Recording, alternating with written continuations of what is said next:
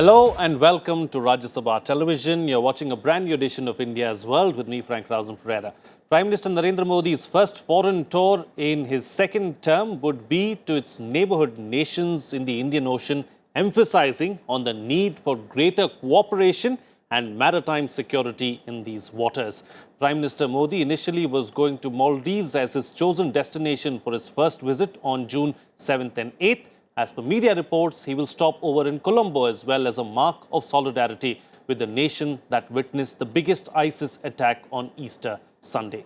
The Prime Minister will pay an official visit to Sri Lanka after completing his bilateral engagements in the Maldives early in June, Sri Lankan President Maithripala Sirisena said on Friday. Sirisena was in India to attend Prime Minister Modi's swearing-in ceremony at the Rashtrapati Bhavan. Sirisena said it will be a great honor for his government and people of the island nation to receive Prime Minister Modi, as it will further strengthen bilateral ties between the two countries, particularly in areas of trade and commerce. PM Modi held a bilateral meeting with President Sirisena on Friday, during which both the leaders noted that terrorism and extremism continue to pose a threat to humanity. On this edition of India's World, we will analyze Prime Minister Modi's visits to the Maldives and Sri Lanka. Joining me on the program today are Gurjeet Singh, former ambassador, Vice Admiral Shekhar Sinha, retired defense and strategic expert, and KV Prasad, senior associate editor of the Tribune. Thank you to all my guests for joining me on this edition of India's World. Ambassador, I'd like to start the program with you. Let's first concentrate on the Prime Minister's visit to the Maldives. And what does it signify that we have chosen Maldives as the first destination for the Prime Minister to visit in his second term? I think there could not have been a better choice, because you chose neighborhood, you chose an Indian Ocean country, and you chose a country which you did not invite to your inauguration because of the BIMSTEC paradigm being now used instead of SAARC. So I think it kills many birds with one stone, and very constructively. You may also realize that of all the SAARC countries other than Pakistan, Maldives at one time was the most difficult, and then the relationship had really plummeted, and not because of us, it's because of the Maldives. But now, thanks to democratic change, Maldives is now in a throes of a new spring, and it is that spring which Prime Minister recognized by participating in the inauguration of the new president, and then the new president Soli had come to India in December, and the former foreign minister of India had been in March.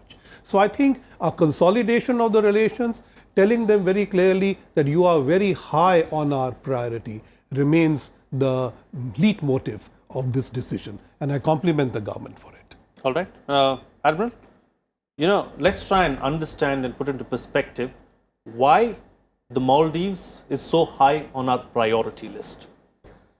Frank, you mentioned right in the beginning that the neighborhood first, and I think Modi 2.0, the prioritization of the unleashing the economy and security to the neighborhood as an essential strategic necessity for India is what I think is visible right now. An ambassador just mentioned very rightly that because of BIMSTEC countries having been invited, Maldives should not feel left out, and Maldives was here. But my thinking is that possibly there is a big danger of IS gaining little foothold in the South Asian countries. You saw the attack in Sri Lanka on the Easter Sunday, and you also recall that about 200 of the Maldivians had traveled to Syria during the fight. So we have linkages, and just the other day there was a intelligence report that some of the IS people had traveled by boat or were traveling by boat to Lakshadweep. We don't know what happened after that. I'm sure the security agencies would have taken care of that. But I think the necessity to have the linkages of both economy and security in our own region has become more essential than ever before. All right. And staying on with the Maldives, KV Prasad, as far as the Maldives is concerned, what would we like to get out of this visit, and what would the Maldives be expecting in return? Well, just about a couple of, maybe a month ago, there was an interview by the Maldivian foreign minister to a prominent daily, in which, of course, they identified a few sectors where they are looking, and something as basic as water, sanitation, sewage, and also some infrastructure projects.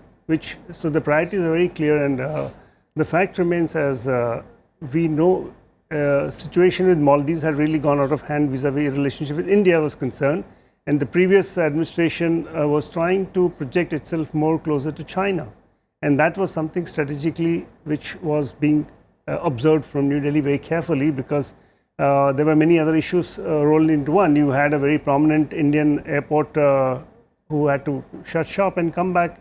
It was a decision by a sovereign government. There was very little the government. The GMR project, Yeah. it was, yeah. So what I meant was, there were issues that were cropping up at periodic levels, and because of the approach of the government.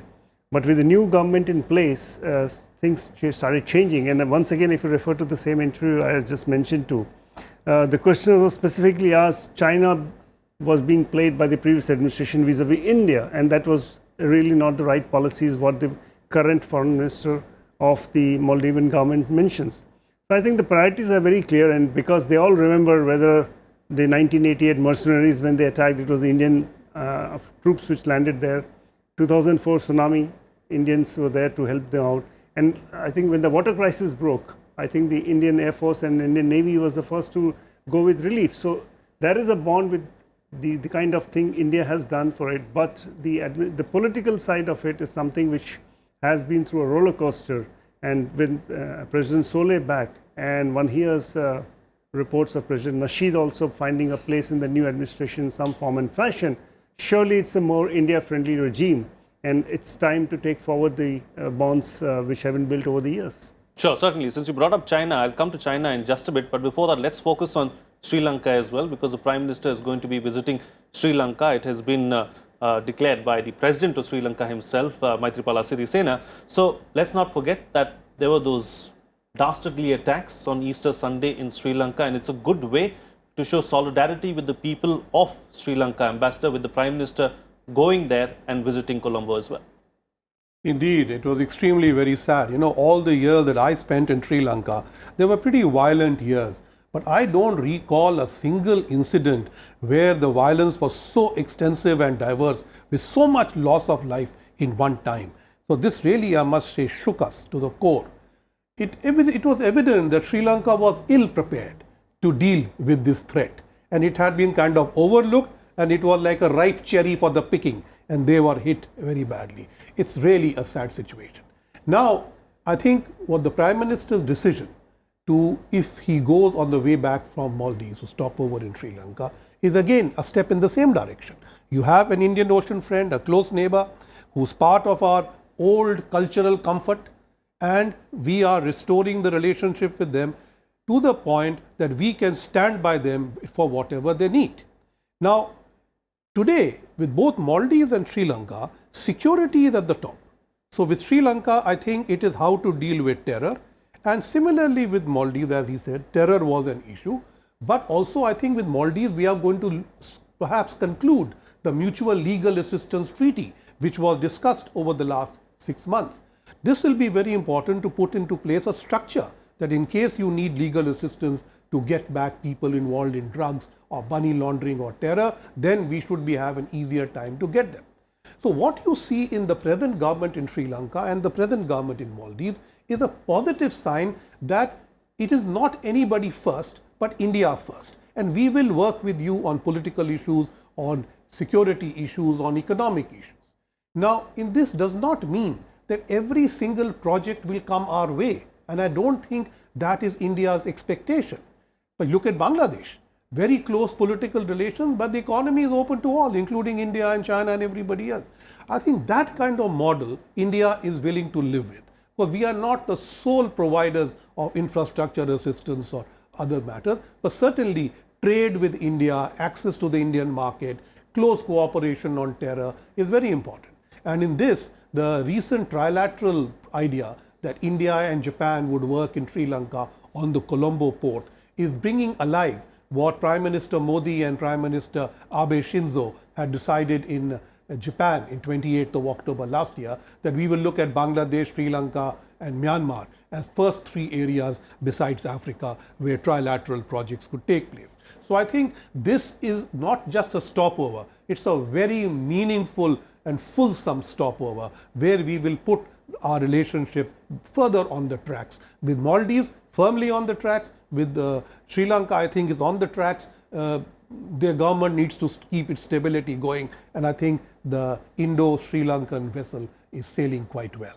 All right, all right. Admiral, as far as Sri Lanka is concerned, you touched upon the issue in your opening remarks about the issue of ISIS and terrorism striking so close to our doorstep. So do you believe that terrorism is going to be on top of the agenda when the Prime Minister meets his counterpart as well as the President in Sri Lanka to talk about the issue of terrorism and see how it can be curtailed and how it can be tackled? I'm sure it will find a very important place in the whole discussion. In Sri Lanka there has been there's a reports of internal differences between the President and the Prime Minister. Therefore the Indian intelligence services, when they gave the input on this likely attack, and the police chief was allegedly desisted from doing the special investigation on the National Tawhid Jamaat, the NTJ, which is sad. But this is an Indian interest, because if entire South Asia is getting affected by this kind of terror attacks, this is time to overcome the internal friction and have a NSA level tie-up and at the working level tie-up where the intelligence can be shared and the actions can be initiated well in time before it becomes a disaster. And therefore, Maldives, Sri Lanka, India, in that sense, I think is very, very important. Coming back to this economy, I think far too long we have been talking about just because China is there, we should do something. I think we have to start doing things on our own merit and provide the countries with an open economy, participate in India, free economy, BIMSTEC sort of free trade agreement is one area that I can say that is going to be important. And let's not get hung up on China alone. The countries will find for themselves that doing trade with India is more transparent, it is more sustainable, and they are in the neighborhood. And therefore, I don't think we should keep falling on this, the Chinese issue. So I think these two issues will be very high on priority. One is security, the tie-up at the level of, the NSAs of these countries, intelligence agencies, and some mechanism of sharing the assets to prevent terror attack in anywhere in South Asia. So better coordination is what you're Very suggesting. much, indeed, it's a very coordinative approach. And we already had one meeting of BIMSTEC NSAs once, and also with Sri Lanka, Maldives and India. I think this needs to be made what shall I say, an agreed sort of congregation every 6 months or every 5 months, and intelligence on regular basis. Right. KV Prasad, taking the point that the Admiral was making forward about the internal political tussle in Sri Lanka, is that going to be a sticking point when it comes to relations with India, or do you believe we are well past that? Well, as of now, this current administration, the current Maithripala Sirisena government, and there is an internal issue with him and the Prime Minister, but both of them are friendly to India. I mean, it's not that they don't have, so that to that extent, it's all okay. But just to carry forward the point, like we read reports about India giving intel on the upcoming attack in Sri Lanka, or the possibility that, and yet we heard different voices coming from the same administration. I mean, the Prime Minister saying something, you heard Sirisena come to Delhi and say something else. So, I mean, while India is doing its best as part of the mechanism or institutional setup that has been created, if this doesn't result, and you have a police chief who refused to accept it, he's been removed. I mean, there's still, the last word has not been said. Well, that of course remains an internal issue for Sri Lanka. As a country, I mean, India did its part of sharing the intelligence. To that extent, is all okay. But remember, elections are coming in Sri Lanka. Now, that's very crucial, because we heard reports of the Rajapaksa brothers coming back in active politics. I mean, we don't know if the dynamics will, how they play out. 2015 was the last election, so anytime now, as Sri Lanka heads to elections, so will it remain the same? Because the last Indian experience was, again, Rajapaksas had a different viewpoint to India. Again, the China factor was very, very prominent in that point of it. So I think, I'm sure the Indian diplomatic community and the strategic affairs are very well aware of these kind of inclinations. And when you draw up your plans and kind of dovetail your strategies. These factors are there on the table to look at. Absolutely. Okay, let's now broaden the scope of the debate and talk about the Indian Ocean as a whole. Ambassador, talking about this whole China angle, the recent developments in Maldives and elsewhere, do you believe that China is losing its foothold in the Indian Ocean, and how big a factor is China when it comes to the Indian Ocean? I don't think we should fall into this self-indulgent trap to ever believe that China will lose its foothold anywhere around us. What we see China today is an aggressive, economically strong power, and they want to challenge India's preeminence in South Asia and beyond. So today they are making a special effort, let's say for the last decade, to work closely with all our neighbors. Some of our neighbors, I gave you the example of Bangladesh, Myanmar, have tried to balance the relationship. Meaning, don't do anything which threatens the security of India, and cultivate a balanced economic relationship between both. Somewhere down the line, Sri Lanka and the Maldives decided to adopt an approach where they wanted to shut out India from the economy and open up their spaces for Chinese visits, which India perceived as a threat to its security. If this gets balanced out, we are fine. But I don't think either of them are going to stop Chinese ships or submarines from visiting their ports. Similarly, we have now China, which originally came to the Western Indian Ocean as part of the anti-piracy activities of the United Nations. They use that as a training ground to see how much refurbishment, refueling, what all do we need, and that is why they have opened that base in Djibouti, because they realized they could not handle it, so they need a place where their sailors can come off the ground and they can actually run a flotilla over there. So today China coming into the Western Indian Ocean is a given. I believe our Navy is in a stronger position in the Western Indian Ocean than the Chinese Navy. But this is a matter of time. Who has more ships with longer durability is the question. I believe the pace at which the Chinese Navy is growing should remain a matter of concern rather than a matter of comfort to us, because that means besides extending into the Pacific beyond the South China Sea, they will come further into the Western Indian Ocean to guard some of their supply lines and to threaten other people's life like they do in the South China Sea. So I think this is somewhere we need to keep our powder dry. Wrong metaphor for the Navy, but still the powder dry. Now, in this whole thing, I think our Indian Ocean policy is also fairly robust. Look at the way we went in and helped the Mozambique after the cyclone had hit them. Now, this nobody else could do. There is no other Navy in this region who could do that. Similarly, the IORA, Indian Ocean Rim Association, along with Australia and Indonesia, India under its chairmanship in 2012 revived that organization. Now that organization's chairmanship has come this side to South Africa and then the UAE. I think we need to engage with them a little more, like we did with Australia and Indonesia, to make sure that the robustness of the IORA on the Western Indian Ocean is also maintained, because that is a non-China body. Everybody around has links with China, but that does not mean we are shut out. All along the African coast, all along the coast of Oman and everywhere else, we are quite comfortable. And today we also have these agreements with the United States and with France to use their facilities in Djibouti, Diego Garcia, Reunion. So I think we are quite well spread out. We need to increase our naval procurement to make sure we are better visible, and we need to make sure IORA as a structure becomes more robust in the Western Indian Ocean. I think we can add to IORA and the others, Admiral Quad as well. There was a recent meeting of the Quad leaders, last week, I think it was. And,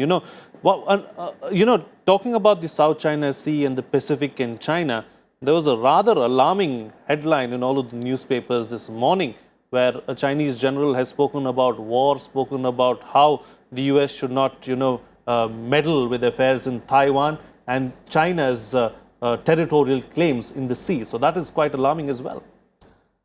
The Defense Minister of China, he is actually responding to the the US Defense Minister, the Secretary of Defense, the acting Secretary of Defense.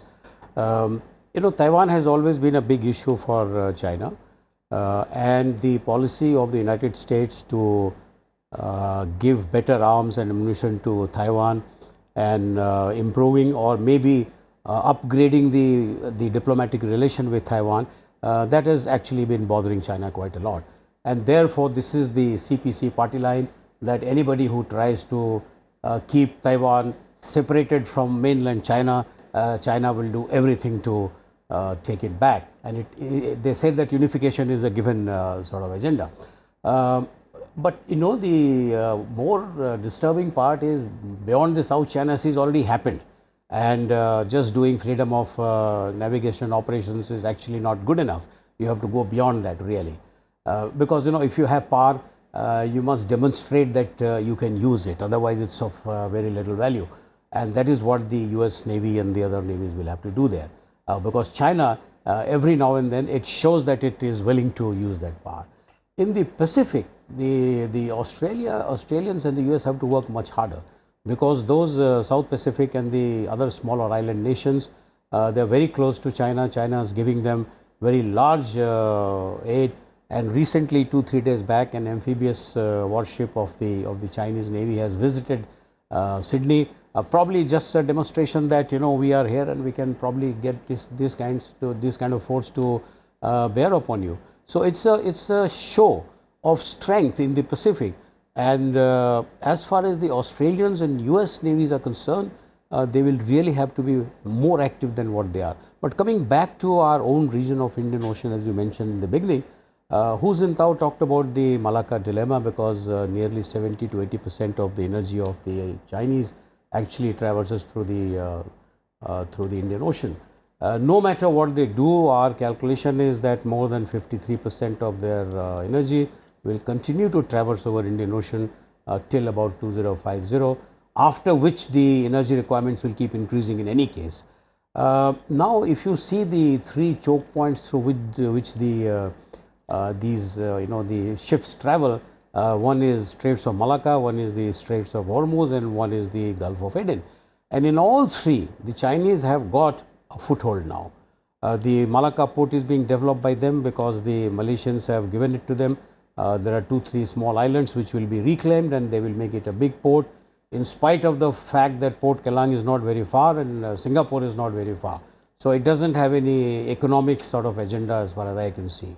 Gwadar port, you are aware, the Gwadar airport is also being built, and that is possibly that in case the Americans, US Navy does anything anti-China, they can fly down their troops from mainland China into Gwadar and possibly show of force or maybe a face-off can take place. Right. But more worrying is that the Gulf of Aden in Djibouti.